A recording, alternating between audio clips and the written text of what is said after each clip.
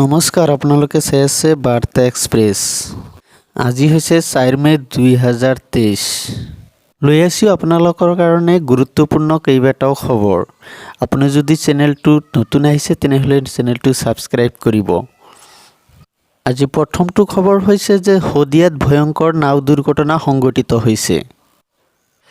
আকৌ বাঢ়িল হৰ্ণৰূপৰ দাম।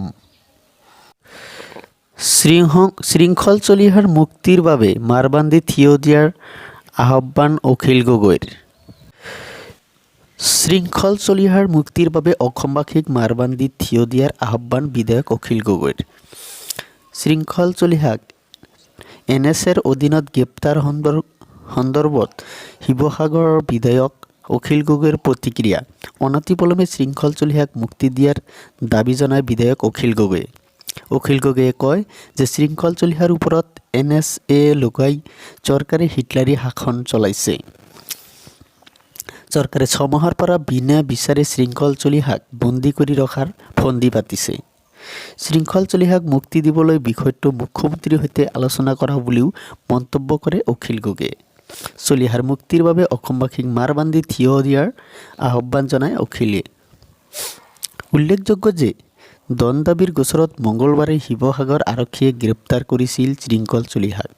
তাৰ পিছতে মুখ্য ন্যায়িক দণ্ডাধীশে আদালতে জামিন প্ৰদান কৰিছিল শৃংখল চলিহাক। জামিন প্ৰদান কৰিছিল যদিও এটা নিশাৰ বাবে কাৰাগাৰত কটাবলগীয়া হয় বীৰ লাচিত সেনাৰ নেতাজন।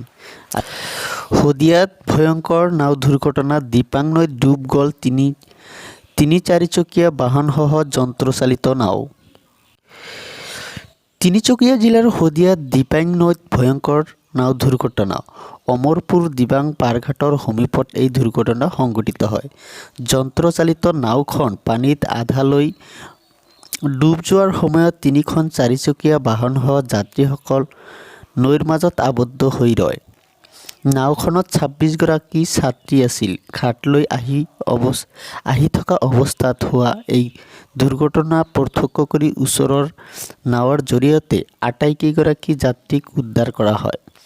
আৰক্ষীৰ সূত্ৰ অনুসৰি সকলো যাত্ৰীকে সুকলমে উদ্ধাৰ কৰা হৈছে। সন্দেহ কৰা মতে দিপাং নৈৰ পানীৰ তলত থকা গছৰ মূৰত খুন্দা মৰাৰ ফলতে দুৰ্ঘটনাটো সংঘটিত হয়। এই দুৰ্ঘটনাত 3খন চাৰিচকীয়া আৰু কেইবাখনো দুচকীয়া বাহন পানীত ডুব যায়।